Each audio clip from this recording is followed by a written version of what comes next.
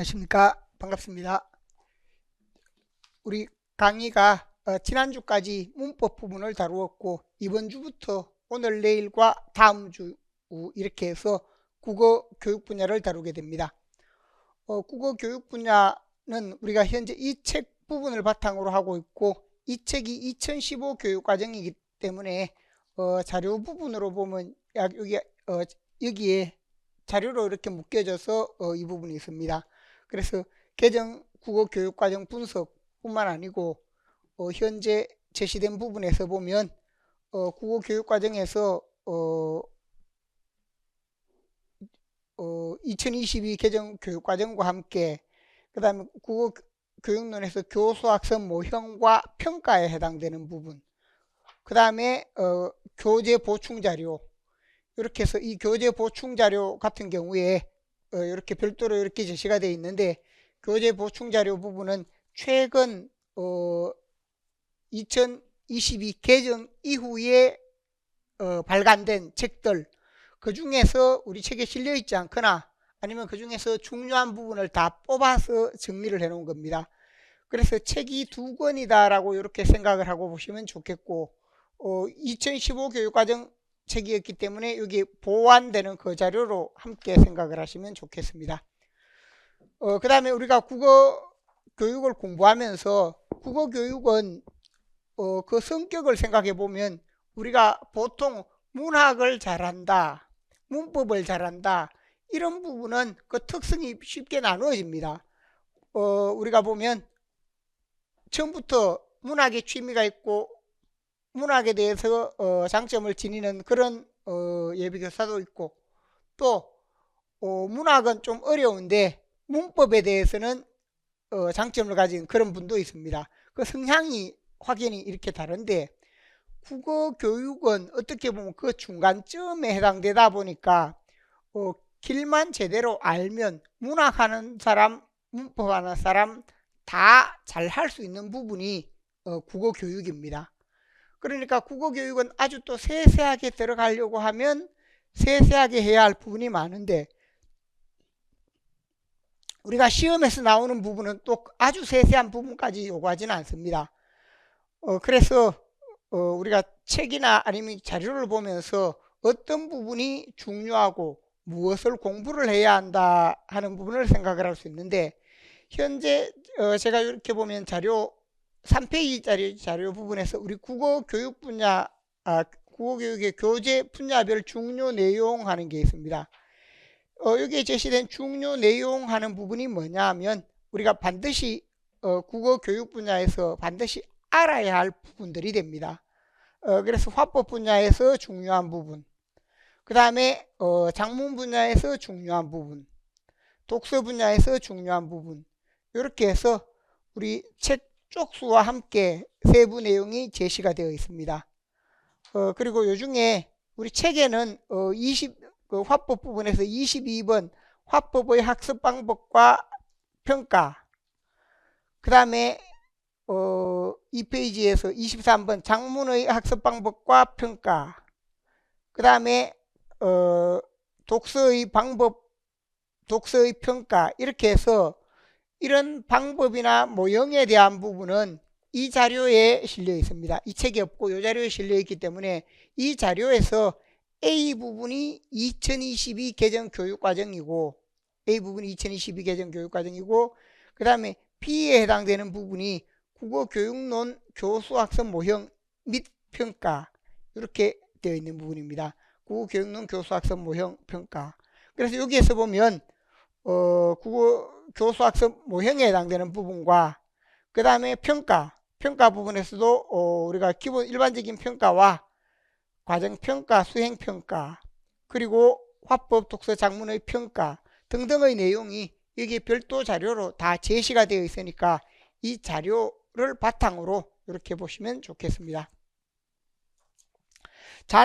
우리가 작년 시험에 보면 최근까지 기입형 시험은 나오는 부분을 보면 최근 몇 년간 다 합쳐서 하더라도 기입형의 경우에 시험에 나오는 내용들이 대부분 뭐냐 하면 어떤 개념에 해당되는 것, 어려운 부분이 아닙니다. 해설하거나 어려운 부분이 아니고 개념이나 아니면 적절한 개념에 기본적으로 이제 개념에 해당되는 부분인데 그 개념을 이런 문장 속에 제시하면서 적절한 어휘 찾기.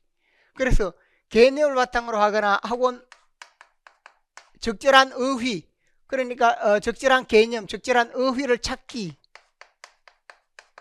이런 부분들이 대부분이었습니다.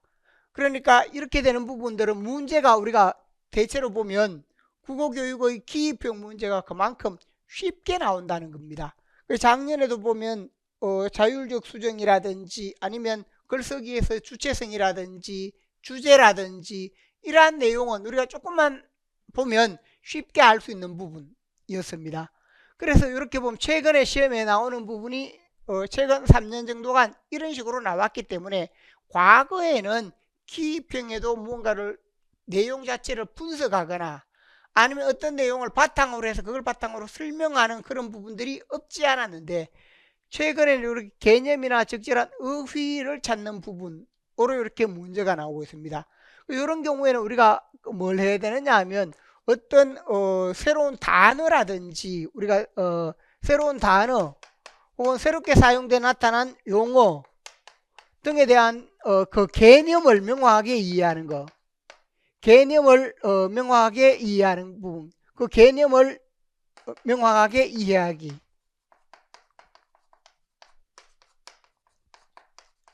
그러니까 단어나 용어가 새롭게 나오거나 혹은 우리가 사용되는 부분에서 어떤 부분이 사용이 될 때 이게 중요하다 싶으면 우리가 교육과정 내용이라든지 아니면 어떤 책의 내용 중에 중요한 핵심어, 그 단어 용어 중에 핵심어에 해당되는 부분들이 있습니다.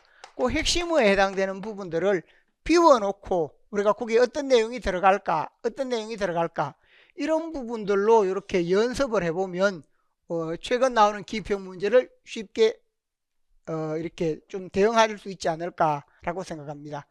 그래서 우리가 실제 시험을 치면 기입형 문제는 별로 어려운 것 같지는 않은데 항상 우리가 시험을 치다 보면 기입형을 맞추면 기분이 좋아서 뒤에 부분도 쉽게 넘어갑니다. 그런데 기입형 부분에서 이게 막히기 시작하면 당황스럽게 되고 그게 계속 뒤에 문제 푸는데도 걸림돌로 작용을 하는 경우가 많습니다. 그렇기 때문에 우리가 이 기입형과 관련되는 것은 단어나 용어 또는 핵심어 시기별로 이렇게 사용되는 부분이 있으면 그것을 우리가 잘 파악을 해서 잘 기억하는 형태로 이렇게 공부하는 게 도움이 됩니다. 작년 같은 경우에 예를 들면 독서 부분에서 그게 오독의 점검 자율적 수정이다라고 해서 자율적 수정에 해당되는 것이 있었고 그 다음에 작문 부분에서 서기과제 선정에서 서기과제를 주체적으로 선정해야 한다는 주체성, 또 서기과제에서 주제, 그러니까 주체성 주제하는 부분은 우리가 답을 보면 이런 부분이 아주 쉬운데 주제의 경우는 쉽지만 주체성이다 라고 하는 부분은 우리가 그걸 좀 명확하게 인식을 하고 있어야 하는 그런 부분이었습니다. 그래서 기입형 문제는 앞으로 당분간 그렇게 나올 것 같으니까 이런 점을 생각을 하시면 좋겠습니다. 화법, 독서, 작문 부분에서 특별한 용어라든지 특별한 개념이 있을 때 항상 그런 부분들을 제가 강조를 하겠습니다.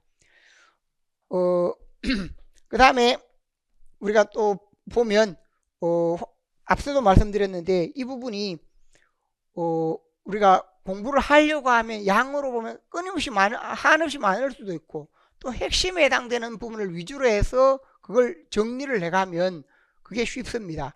그래서 제가 여기 책에 있는 부분으로 화법이라고 했을 때 교재 분야별 중요 내용이 돼 있죠. 화법에서 독서에서 작문에서 이런 내용이 기본이 된다. 이런 내용 우리가 반드시 좀 기억하고 이해해야 할 부분이다 라고 생각을 하시기 바랍니다. 그 다음에 우리 강의 부분을 제가 이 부분 역시 지난해 강의도 아마 열어놨을 겁니다. 문법도 열어놨고 그 다음에 이 부분 지난해 강의도 열려 있으니까 이것도 역시 여러분이 한 번 더 반복을 해서 듣는다라고 생각하면 좀 더 도움이 됩니다. 전체 강의 내용을 한 번 더 반복을 하면 도움이 되는 부분이 많기 때문에 그렇게 생각을 하시면 좋겠습니다. 그래서 여기 했는 내용이 중요 내용이 겹치고, 또 제가 강의하다 보면 작년에 예를 들면 연설이라든지 아니면 질문이라든지 그 다음에 장문 부분에서 또 우리가 장문의 이론적 관점에 해당되는 부분이라든지 그런 부분들은 거의 우리 시험에 우리가 내용에서 제가 중요하다라고 말했던 부분에서 많이 나옵니다. 그래서 우리 실제 시험에서 보면 국어 교육론 분야는 매년 한 20% 정도는 과거에 나왔던 부분에서 반복이 됩니다.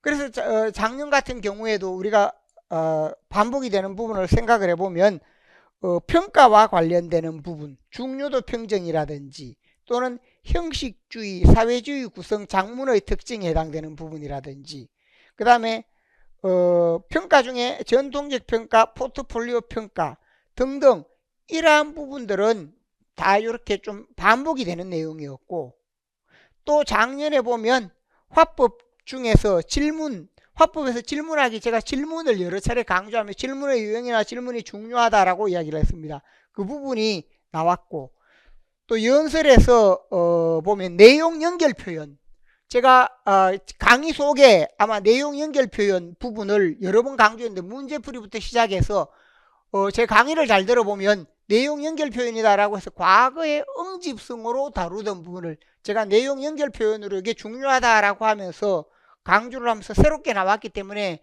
원래 시험에 나올 수 있다라고 제가 이론을 설명했고, 또 문제풀이, 모의시험 계속해서 설명했던 부분들이 많이 나왔습니다. 그러니까 어떻게 보면 강의 내용 중에서는 국어 교육 부분이 제일 적중된 부분이 많습니다. 그래서 집중된 부분이 많은데 올해도 마찬가지로 이제 지난해 나왔던 부분을 제외하고 또 중요한 부분을 고려를 하면 올해도 반드시 이렇게 나오게 되는 부분이 있습니다. 지금까지 우리가 보면 계속해서 나오는 부분이 뭔가, 계속해서 나오는 게 서기 부분에서 이론적 관점, 물론 이게 독서에도 가끔씩 나오지만 서기의 이론적 관점, 작년에도 보면 형식주의 서기, 사회구성주의 장문, 형식주의와 사회구성주의, 작년에 전체적으로 보면 거기에 제시됐던 것이 장문 이론 부분에서, 나중에 이걸 다시 설명을 합니다. 장문 이론 부분에서 우리가 보면 형식주의, 그 다음에 인지구성주의, 사회구성주의,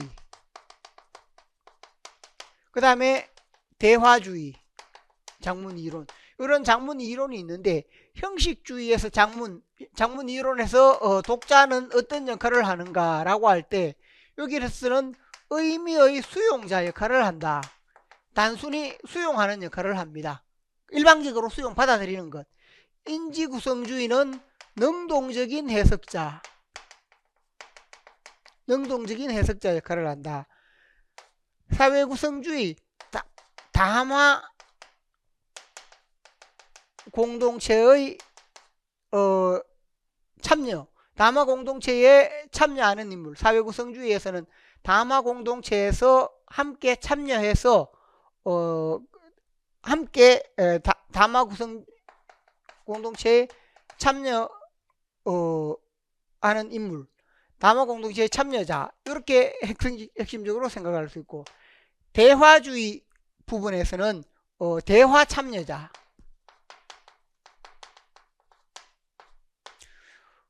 이게 좀 비슷한데, 이게 여기서 대화라고 했을 때, 대화주의의 경우에는 여기는 사회구성주의가 뭐냐 하면 다마 공동체라고 했을 때 여기서 글을 쓰는 사람들의 여기 인지구성주의가 개인이 글을 씁니다. 개인이 글을 쓴다면 여기는 집단이 글을 쓰다 보니까 여기는 능동적인 해석할 때 혼자서 하는 것이지만 다마 공동체, 여러 사람이 함께 참여한다는, 여기는 여러 사람이 참여한다는 것이고, 대화주의에서는 뭐냐, 작자와 독자의 대화, 작자 독자의 대화라는 것을 강조합니다. 여기에서는 다마 공동체가 참여자라고 하더라도 글 쓰는 사람이 여러 사람이 쓰는 그런 의미이고, 직접적으로 독자와의 대화는 아닙니다. 근데 여기는 작자와 독자에서 독자가 바로 뭐냐? 대화, 참여자로서. 그래서 이 독자의 경우는 뭐냐? 우리가 공저자의 의미를 지닌다라고 이렇게도 설명을 합니다. 작년에 이런 작문 이론에 해당되는 부분 중에 우리가 보면 문제로 나왔던 부분은 이 부분과 이 부분이고, 그럼 이런 부분 설명 부분은 전체가 있었습니다. 여기에 해당되는 부분은 매년 문제로 나옵니다. 그렇기 때문에 이것은 우리가 제가 작년에도 이걸 보면 강의 열려 있는데 이 부분에 매년 나왔고 올해도 또 틀림없이 이렇게 해서 나올 것이다 라고 강조를 했습니다. 근데 여전히 이런 부분이 나왔지요. 그러니까 매년 이렇게 나오고 있기 때문에 우리가 이 부분은 한번 공부를 할 때 가장 명확하게 이해하고 넘어가야 할 부분입니다.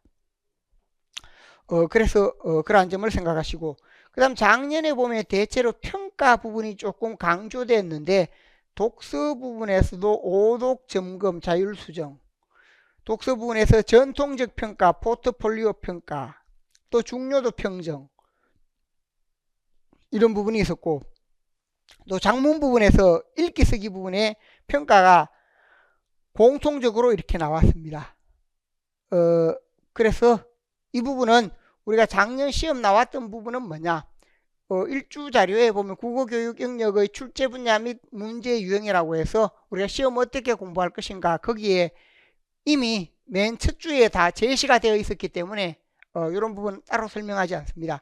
또는 그렇지 않으면 우리가 답안 작성 특강 부분에서 이 부분 국어교육 영역의 출제 영역, 문제 유형, 문법의 출제 분야 및 문제 유형, 문학의 출제 영역 및 문제 유형, 이렇게 다 제시가 되었기 때문에 그 점을 참고를 하시기 바랍니다. 자, 우리 자료 중에 본 내용으로 들어가서 그래서 이런 부분으로 나왔기 때문에 우리 앞서 설명했죠. 여러분이 공부를 하면서 즉 국어교육을 처음 공부한다라고 할 때는 이 교재를 바탕으로 하면서 교재 중에 어떤 내용이 중요하다, 기본적이고 핵심적인 내용이 있습니다. 여기 교재에 있는 내용이고, 나중에 교재에 실리지 않았거나 새로 추가된 내용은 여기에 뒷부분에 다시 다른 자료에 보충이 되어 있습니다. 그러니까 이 두 가지를 함께 보면 우리가 시험에 나오는 이론적인 내용을 충분히 이렇게 시험을 잘 볼 수 있게 됩니다. 자, 그래서 그 점을 참고를 하시고, 먼저 앞에서 이제 자료로 내준 부분에 우리가 봐야 할 부분이 이제 2022 개정 교육과정 부분이 되겠습니다. 개정 교육과정에서 보면 교육과정 자체의 내용이 크게 중요하진 않은데 달라진 부분에서 우리가 좀 핵심적으로 생각해야 할 용어라든지 내용, 이런 부분들을 교육과정 자체를 통해서 살펴보도록 하겠습니다. 뒤에 보면 1페이지에 2022 개정 화법 독서 장문 이렇게 해서 우리가 이런 부분에 보면 제가 거기에 좀 진하게 했는 부분, 글씨라든지 아니면 진하게 하고 밑줄 긋는 부분이 있고, 그 다음에 또 다른 글자체로 하면서도 조금 덜 진한 부분이 있고, 그 다음에 밑줄만 그은 부분이 있고, 세 가지 부분으로 조금 중요도에 따라서 제시를 해놨습니다.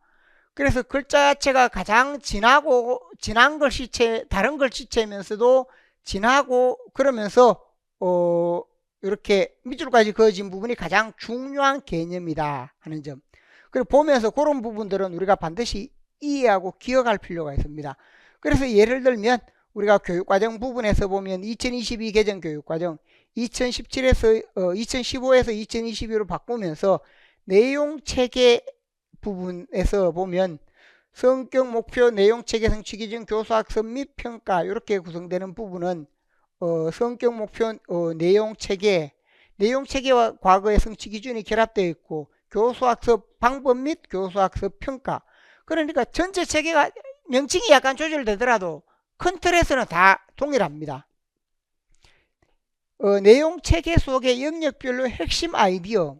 여기 핵심 아이디어가 이번에 이제 추가가 된 거죠. 핵심 아이디어가 들어갔고, 그 다음 지식과 이해, 과정과 기능, 가치, 태도, 이렇게 해서 이 세 가지 범주로 나누었다.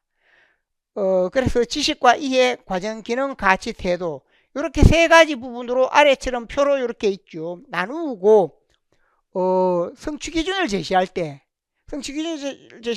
지식 이해와 과정 기능을 묻거나 아니면 지식 이해와 가치 태도를 묻거나 아니면 과정 기능과 가치 태도를 묻거나 이렇게 하나로만 지식 이해 하나, 과정 기능 하나, 가치 태도 하나로만 제시하지 않고 지식 이해와 과정 기능 또는 지식 이해와 가치 태도 등등으로 이렇게 다 결합을 해서 세 가지 나눈 부분을 결합을 해서 제시했다 하는 점을 참고를 하시기 바랍니다.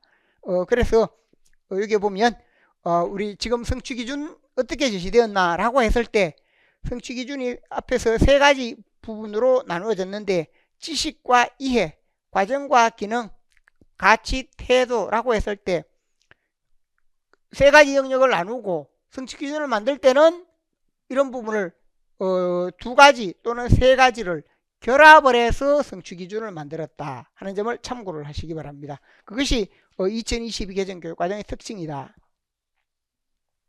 이 페이지에 보면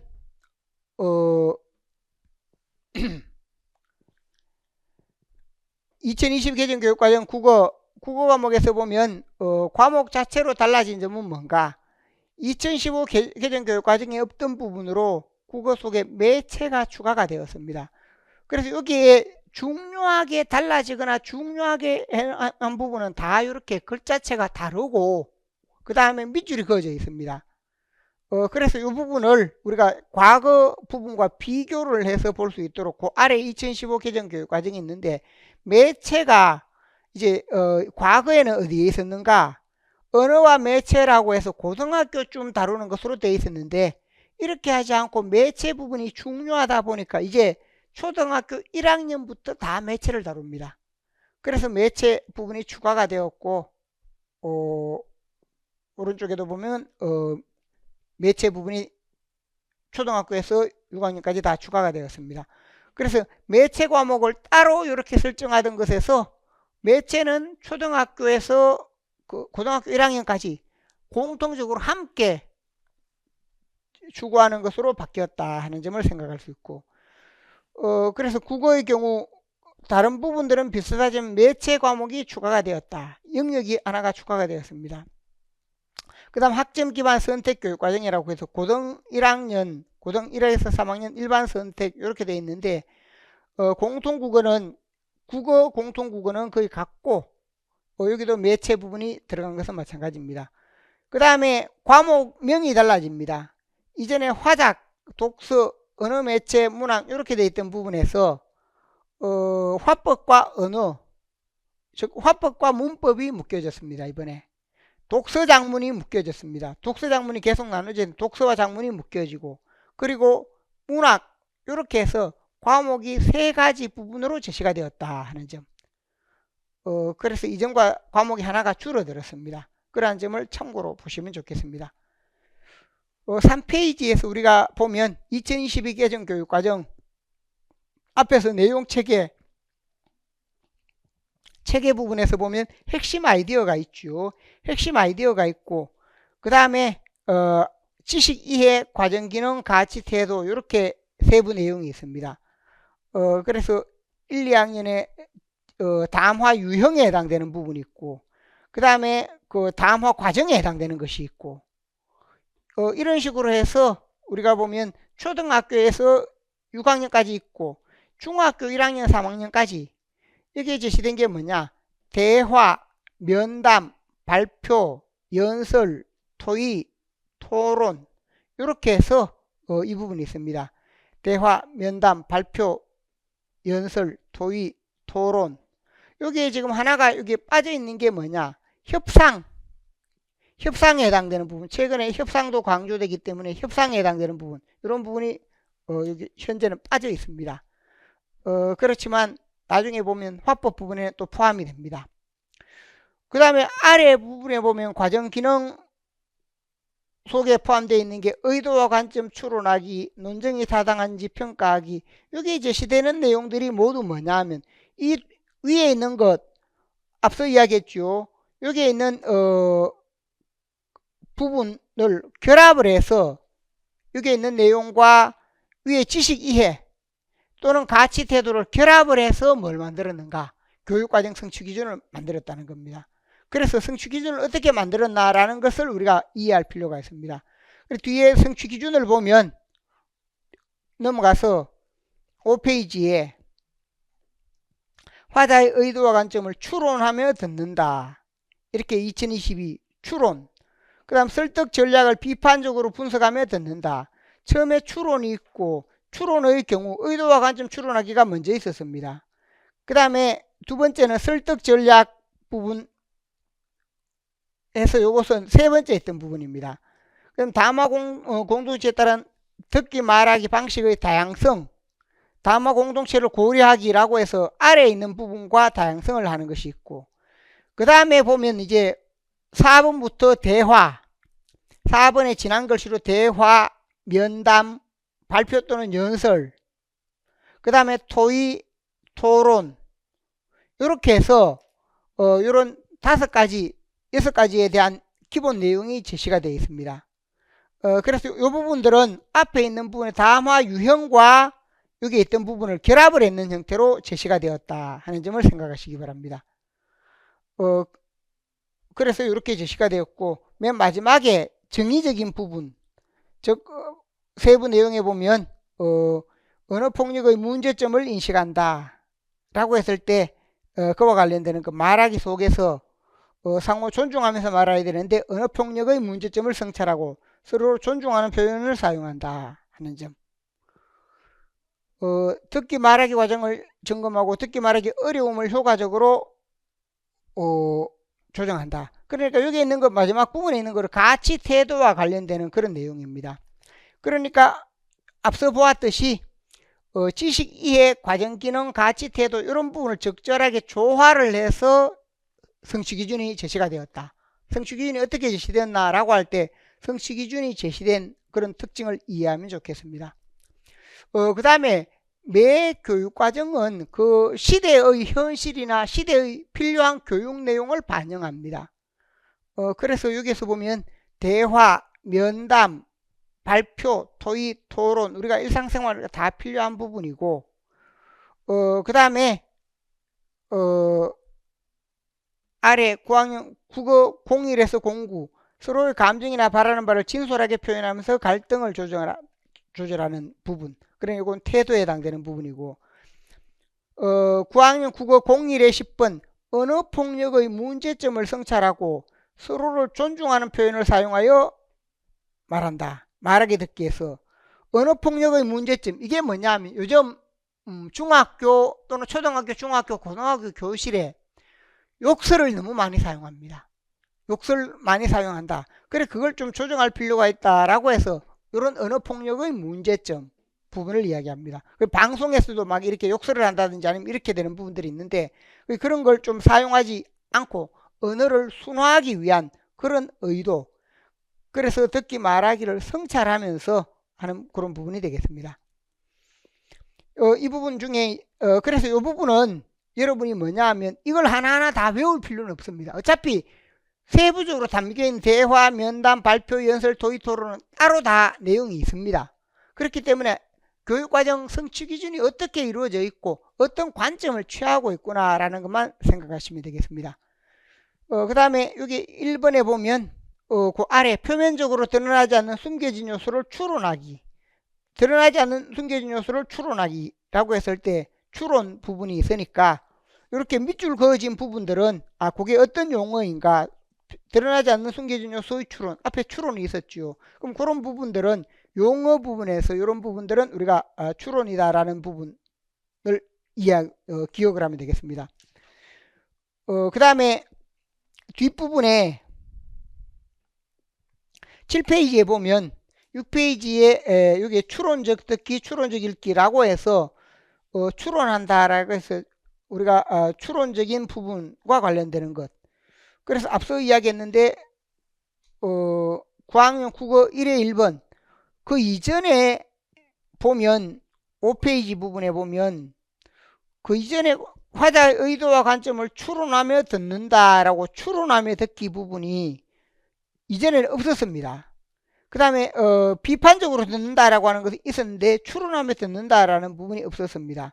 그래서 표면적으로 드러나지 않는 숨겨진 요소를 추론한다라고 해서, 그래서 여기에 주목할 부분이 뭐냐, 추론적 듣기, 추론적 읽기, 추론적 듣기나 추론적 읽기와 관련되는 내용, 그 내용을 우리가 추론하게 되는데, 내용의 추론적 이해, 과정의 추론적 이해, 이렇게 해서 우리가 무엇을 추론해야 하는가라는 부분을 간단하게 이렇게 설명을 내놨습니다. 이건 왜 제시했나? 주목할 부분 하는 것은 이전에 없던 내용이 들어갔으니까, 물론 추론하며 읽기 하는 부분이나 추론하며 듣기라고 하는 부분이 어디에 있었는가?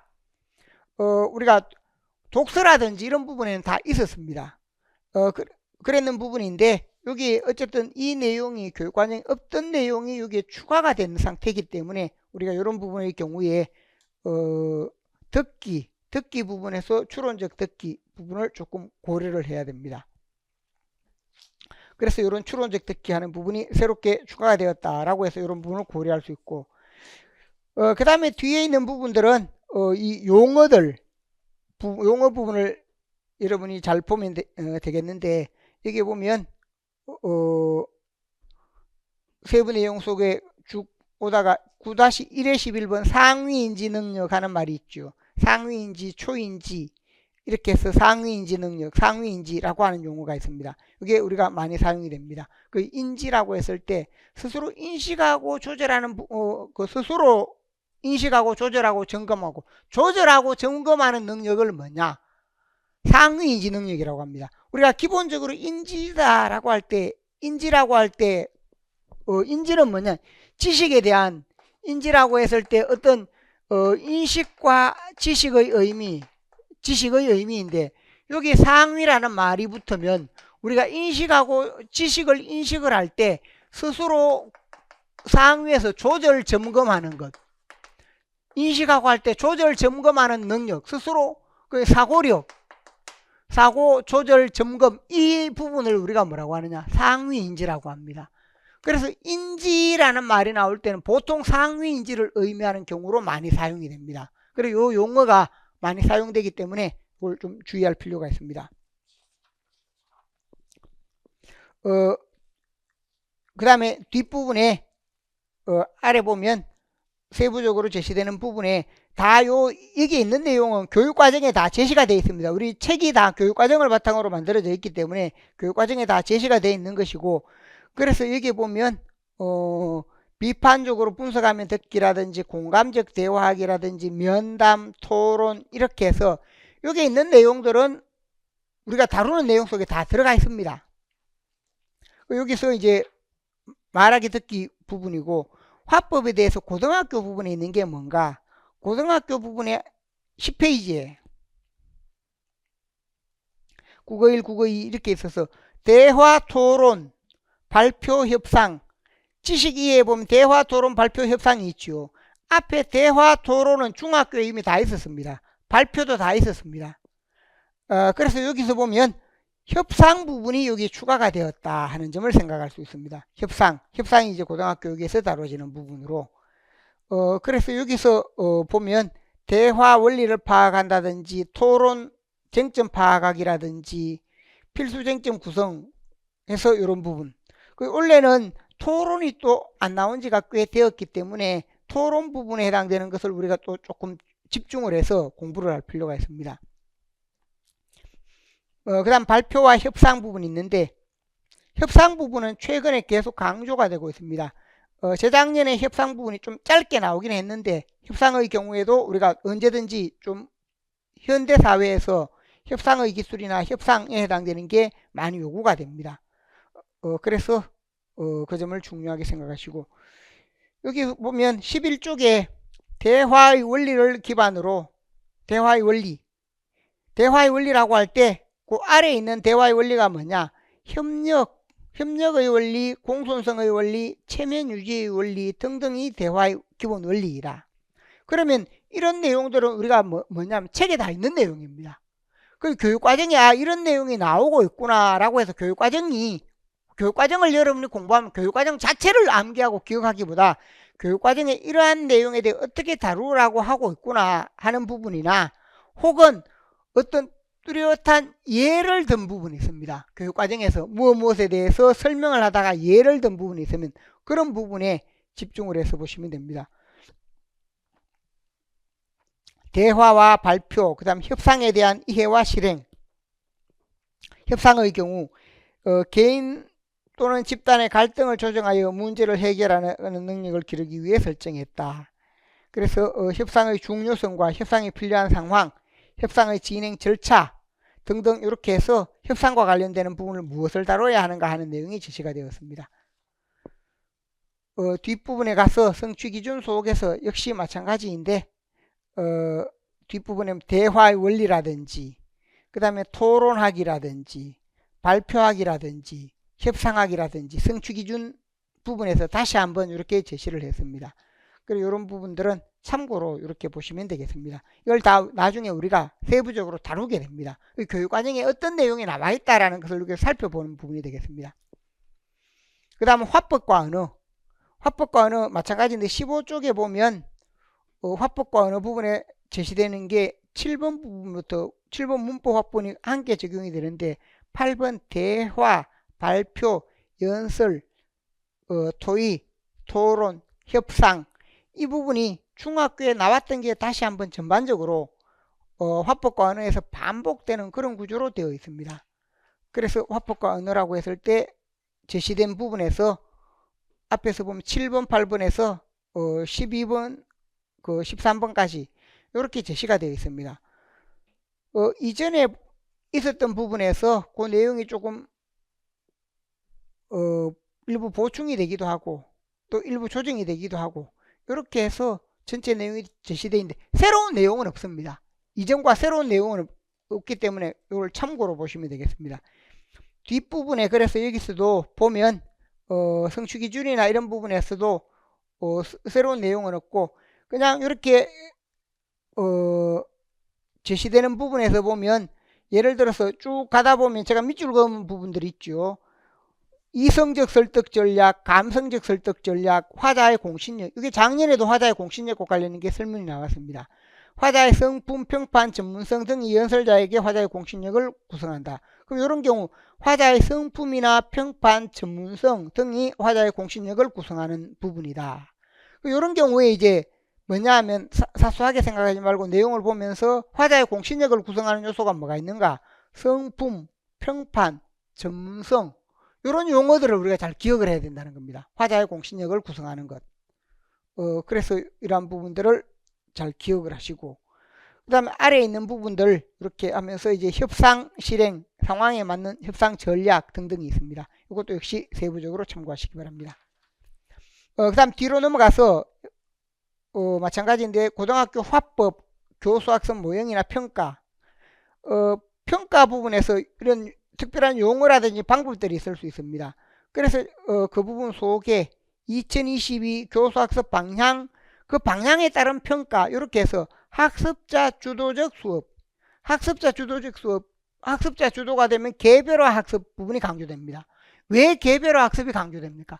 요즘 영상 강의나 아니면 동영상 등을 통해서 이루어지는 부분이 많기 때문에 그것에 맞추어서 학습자 주도적 수업이나 개별화 학습을 아주 강조하고 있습니다.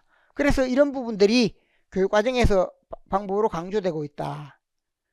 그 다음에 언어생활에 대한 탐구학습을 활용한다. 언어생활에 대한 탐구학습. 그러니까 우리가 예를 들면 학생들이 실제 교실에 사용되는 욕설이나 이런 부분을 탐구학습을 통해서 파악을 할 수 있습니다.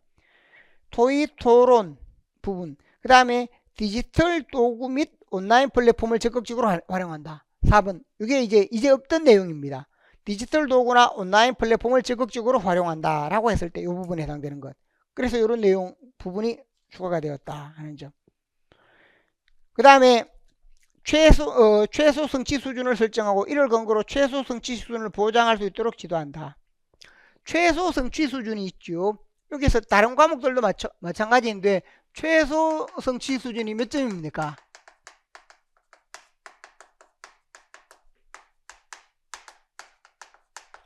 최소 성취 수준이라고 해서 이 부분을 잘 기억할 필요가 있는데, 우리가 이전에 좀 시범적으로 실시되었고 지금 전면으로 2022에 실시되는 게 뭐냐, 최소 성취 수준입니다. 학생들이 시험을 치거나 중간시험, 기말시험을 치면 최소 40점 이상을 받도록 해야 됩니다. 40점을 못 받으면 어떻게 되는가, 다시 시험을 쳐야 됩니다. 그 학생의 경우 제시를 하거나 다시 학습을 해서 다시 시험을 쳐야 되는 그런 부분이 있다 하는 점. 그래서 여기 최소 성취 수준 부분을 생각을 하시고, 아래 보면 교수 학습 방향, 자기 주도적으로 한다라든지 이런 방향이 있고, 방법에서 학습자 주도적 수업으로 이렇게 진행을 하는 부분이 있습니다. 학습자 그 다음에 언어 생활에 대한 탐구 학습을 활용한다. 이미 앞에 다 나왔던 내용을 다시 제시했습니다. 수업에 토의 토론을 활용한다. 그 다음 디지털 도구 및 온라인 플랫폼을 적극적으로 활용한다. 그 라의 경우는 여러분이 잘 읽어 두도록 하십시오. 라 부분에 있는 내용은 전체적으로 보면 우리가 시험에 낼 때 이런 부분을 이제 예를 들어서 내거나 활용을 할 수 있습니다. 왜냐하면 이게 이전에 안 실렸던 내용인데 과거에 복합 매체나 이런 것이 있으면 교육 과정에서 이런 내용을 바탕으로 낼 수 있습니다. 그래서 디지털 의사소통 도구를 활용할 때는 학습자의 접근성, 지속성, 활용 가능성, 학습 목표 달성의 적합성을 고려한다.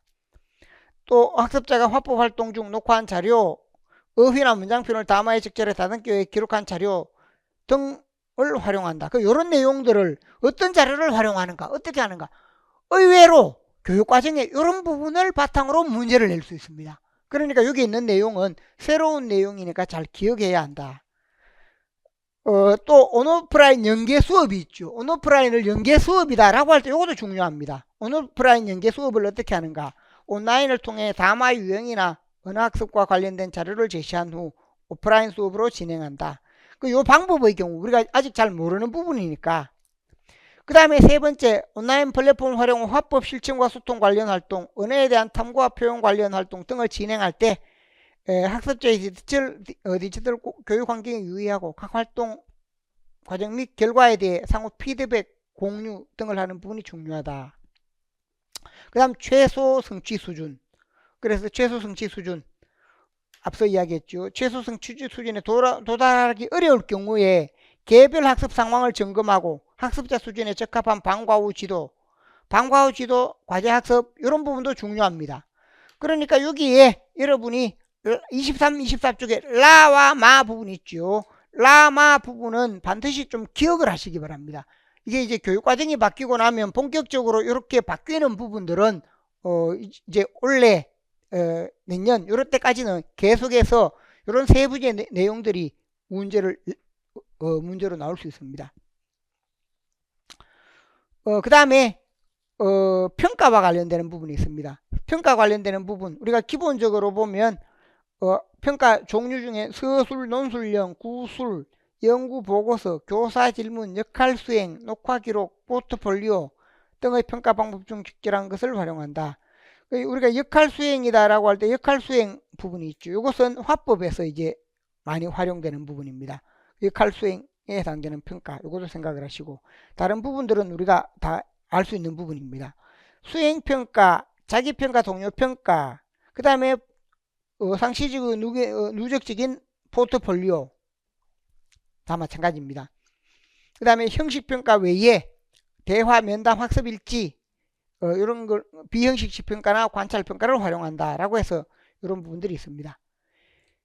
평가 방향이나 평가 방법 등도 이렇게 뒤에 제시가 되어 있는데 여기 있는 부분 앞에 있는 내용과 거의 비슷합니다. 그래서 우리가 이 방법 하나하나에 대해서는 나중에 평가에서 다시 다루게 됩니다.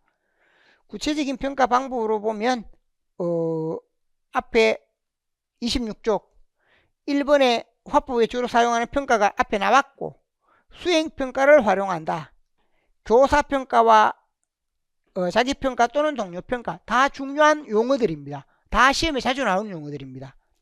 그 다음에 누적적인 포트폴리오, 이것도 작년에도 시험에 나왔습니다. 그러니까 이런 부분들은 여기에서 이 범위가 어떤 부분까지가 용어들이 여기에 있구나라는 걸 확인하고 우리가 공부를 할 때는 뒷부분에 평가라든지 이런 부분 다 뒤에 설명이 되어 있습니다. 그래서 여기까지 다룬 부분이 우리가 화법에서 해당되는 것이고, 넘어가면 이제 독서 부분이 있습니다. 여기 이제 독서 부분, 작문 부분 이렇게 이어지는데, 중학교 1학년 3학년의 독서 책에는 다 했으니까 28쪽 맨 오른편에 독서 부분이 있습니다. 거기에서 30쪽에 넘어가면 성취기준, 과거의 성취기준에서 여기 성취기준이 있는데, 세부적으로 보면 우리가 세부 내용 속에 사회문화적 맥락에서 의미를 구성하는 부분이다. 공동체 속에서 의미를 구성하는 것이고, 요약이라든지 추론, 평가, 설명 방법과 논정 방법 다 우리가 이걸 일반적으로 아는 부분인데, 과거에 없던 게 뭔가? 9학년 국어 0206번의 주제 통합적으로 읽기, 주제 통합적 읽기. 이 주제 통합적 읽기가 중요합니다. 주제 통합적 읽기가 왜 중요한가? 이 주제 통합적 읽기는 우리가 보면 역시 현재 인터넷 아니면 유튜브 정보가 넘쳐나는 시대입니다. 이 정보가 넘쳐나는 시대에 여러 가지 정보가 있을 때 그걸 취사 선택하고 주제를 통합해서 읽을 줄 알아야 됩니다. 근데 그 능력이 없기 때문에 우리가 보면 잘못된 정보라든지 이런 걸 가지고 내용을 이해하거나 잘못 받아들이거나 이런 경우가 많다는 겁니다. 그래서 이렇게 주제 통합적으로 읽어가는 이 능력이 요구된다.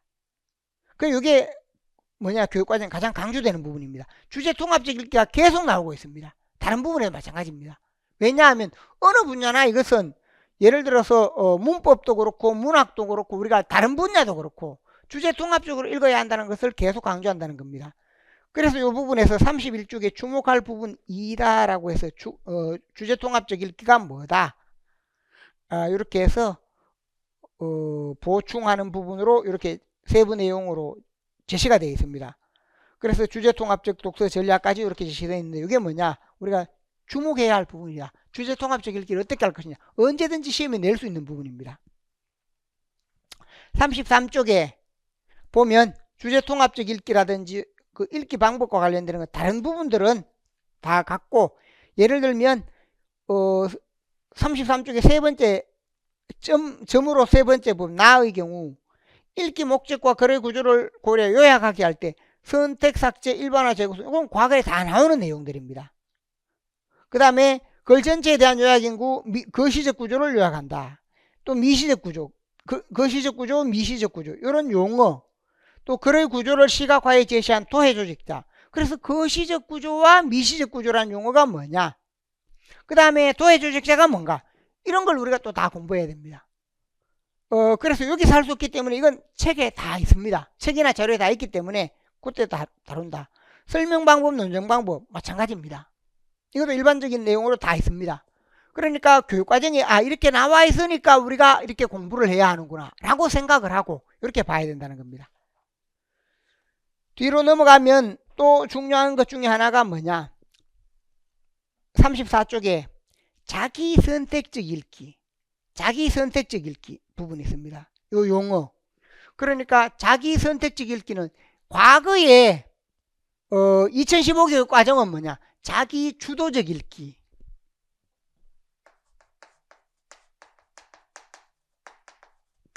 자기주도적 읽기 부분을 강조했습니다. 자기주도적 읽기. 스스로 찾아서 읽는다. 자기선택적 읽기는 뭐냐, 이 자기주도적 읽기 속에서 넓은 의미에 보면 자기주도적 읽기입니다. 그 속에서 뭐냐, 자기선택적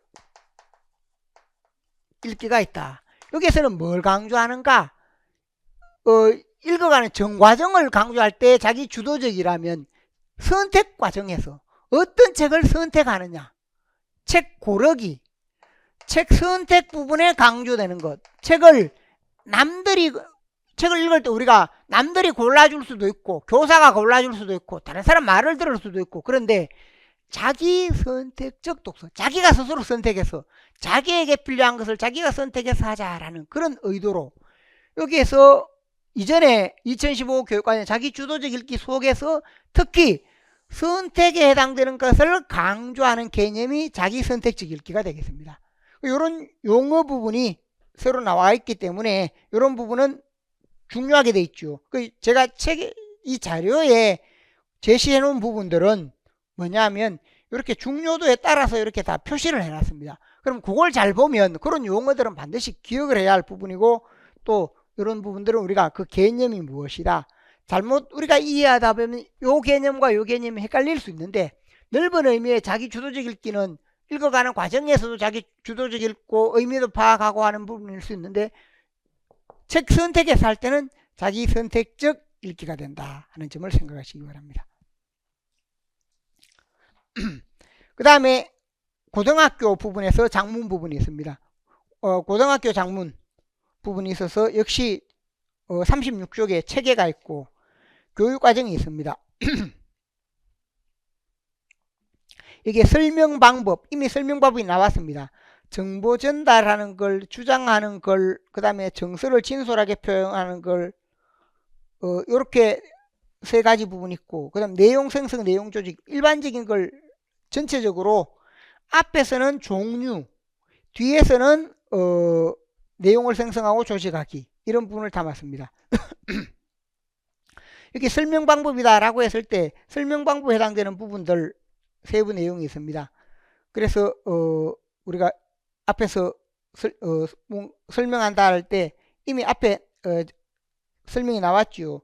지정, 정의, 예시 등등으로 이렇게 나왔는 부분인데 그 내용이 계속 반복됩니다.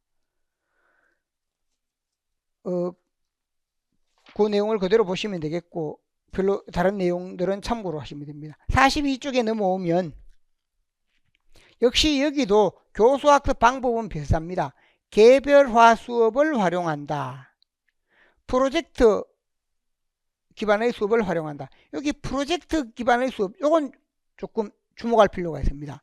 프로젝트 수업을 활용한다. 조금 뒤에 다시 한번 설명을 하겠습니다. 토익 토론, 온오프라인 연계, 디지털 도구 활용, 그 다음 최소 성취 수준, 앞에 있는 것과 거의 비슷합니다. 그래서 거의 비슷한데 특징적인 부분이 앞서 이야기했듯이 프로젝트 기반의 수업을 활용한다. 프로젝트 43쪽 끝에 있습니다. 실생활과 연계된 국어학습 경험을 하게 하고 학습한 내용을 자신의 언어 생활에 적용하는 역량을 갖추게 한다. 그 프로젝트 과제 수행에 해당된다. 학생들에게 실생활과 관련되는 과제를 수행하게 하는, 과제가 프로젝트죠. 그러니까 과제를 수행하게 하는 그러한 활동에 해당됩니다. 그래서 언어 생활에 적용하는 역량을 갖추게 하고 학습자가 주도적으로 국어 교수 학습에 참여하게 하기 위한 것이 바로 뭐냐, 프로젝트 기반의 수업 활용이다 라고 할 수 있습니다. 그래서 이 부분도 중요하게 표시해 놓고 중요하게 생각을 해야 됩니다.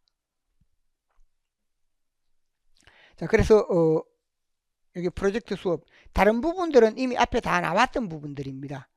나왔던 부분이고, 그 다음에 읽기 부분에서도 라의 경우에 보면 위에 43쪽 문자 기반의 국어 활동 외에도 디지털 기반의 음성, 시각, 영상, 복합 양식 자료 등의 복합 양식을 활용하여 새로운 정보와 지식을 창출한다 라고 해서 음성, 시각, 영상, 복합 양식 자료, 이렇게 해서 이런 부분들을 우리가 읽어가는 과정에 매체 속에서 다양하게 되는 것을 함께 활용할 수 있도록 한다라는 부분도 최근 어떤 이런 그 영상이라든지 인터넷 이것의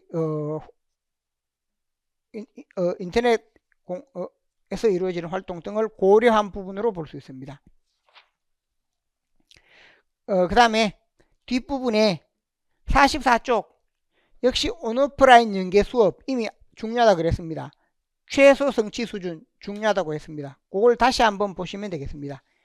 뒤에 있는 내용 참고로 하면 되겠고, 평가 거의 비슷한 부분으로 제시되는데 집필평가와 수행평가, 자기평가, 동료평가 46쪽입니다. 실제 언어 생활에서 적용할 수 있는 역량을 평가하는 것으로 인지적 영역, 정의적 영역, 인지 정의적 영역, 인지적 정의적, 인지라고 했을 때 우리가 내용을 인식하고 그 다음 내용을 지식에 대한 인식이라든지 지식에 대한 이해, 이런 부분이 인지에 해당된다면 정의적인 것은 정서, 태도 등에 해당됩니다. 그 인지, 정의라는 말이 우리가 국어 교육을 안 하는 사람에게는 인지가 뭐냐, 정의가 뭐냐, 이게 좀 낯선 부분인데, 정의는 정서, 태도, 흥미, 즐거움 등과 관련되는 것을 정의적인 부분으로 보고 있습니다.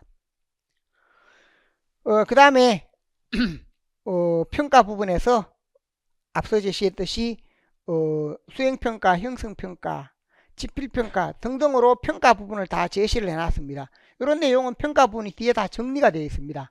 여기 있는 부분이니까 참고하시고, 상시적이고 누적적인 평가, 포트폴리오 평가를 말합니다. 세부적으로 제시가 되었기 때문에 참고하시면 되겠습니다. 그 다음에 공통국어 부분에 있습니다. 공통국어에서 보면 독서 부분에서 제시되는 내용, 공통국어 독서에서 세부적으로 있는데, 논정의 타당성, 그 다음에 주제통합적 읽기, 논정에서 타당성을 평가한다. 필자의 관점이나 의도, 표현 방법을 평가하며 읽는다.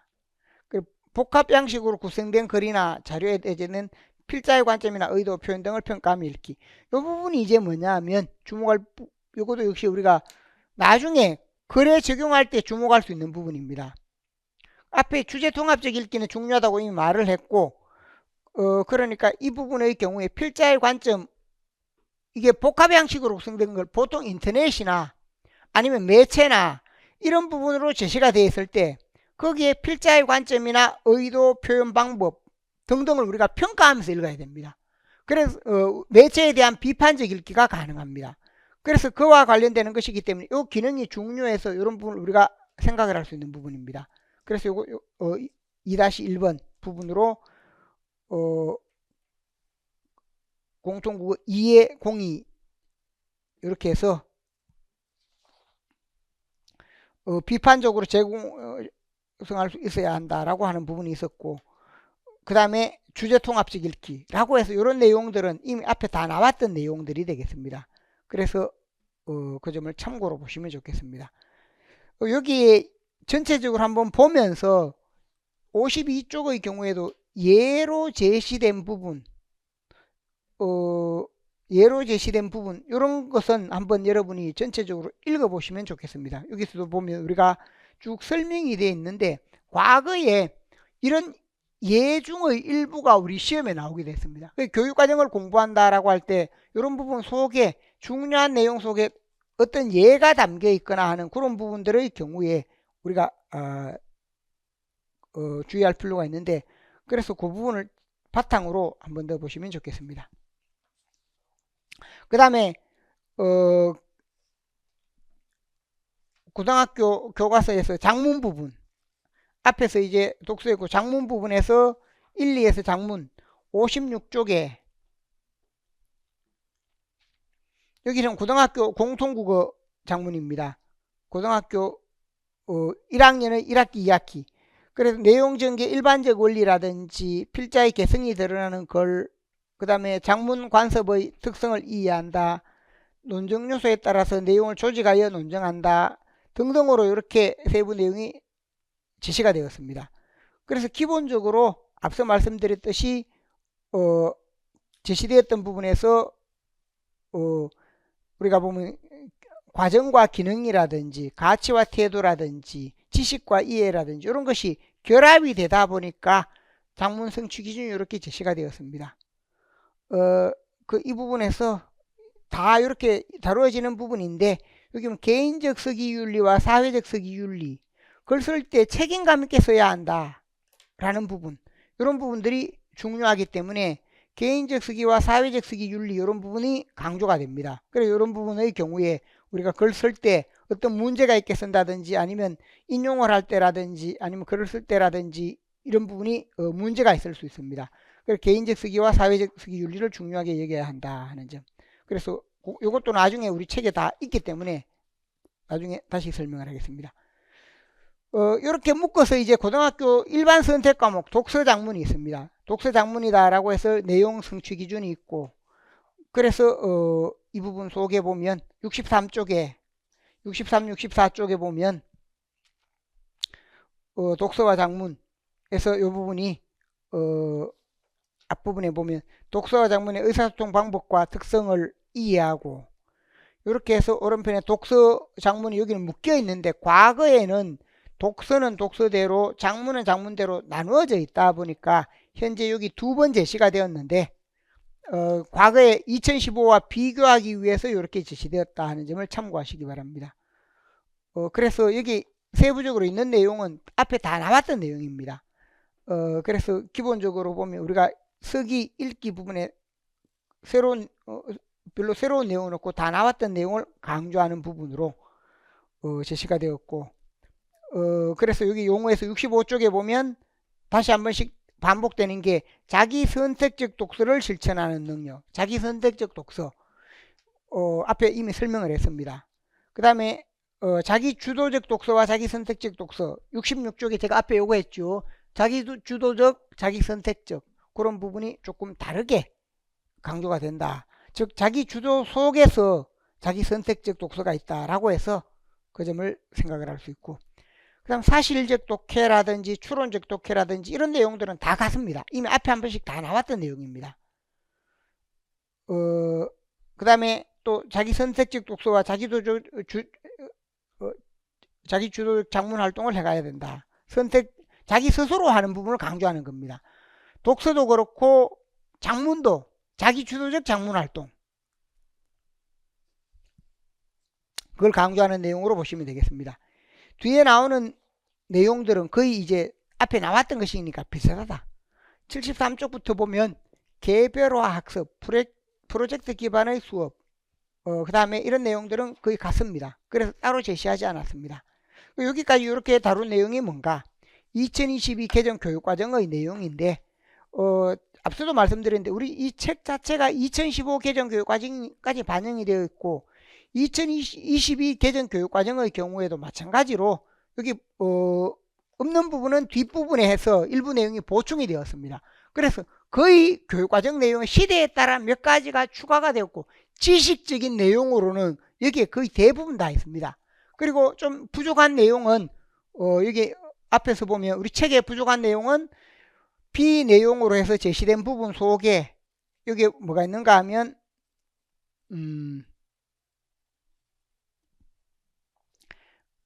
134쪽까지 75에서 134쪽까지가 뭐냐 하면 교수학습 모형이나 평가에 해당되는 부분입니다.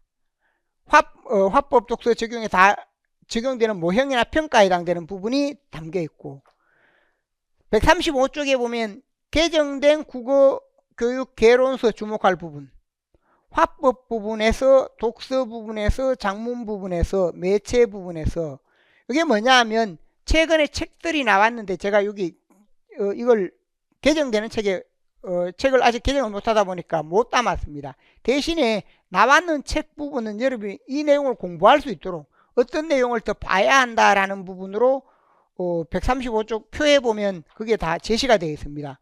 그래서 135쪽에서 그 세부 내용 끝까지 바로 그러한 내용으로 구성이 되어 있다 하는 점을 참고를 하시기 바랍니다.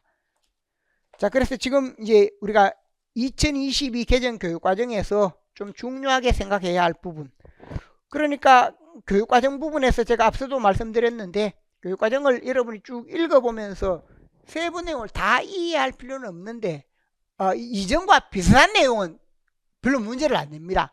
제가 앞서 말씀드렸죠. 달라지는 내용이라든지 아니면 우리가 보면 어떤 특정한 부분에서 무언가 예를 들어 놓는 부분들이 있습니다. 그럼 그걸 한두 번 읽으면서 이런 부분의 예는 이렇게 나오는구나. 그게 크게 많지가 않습니다.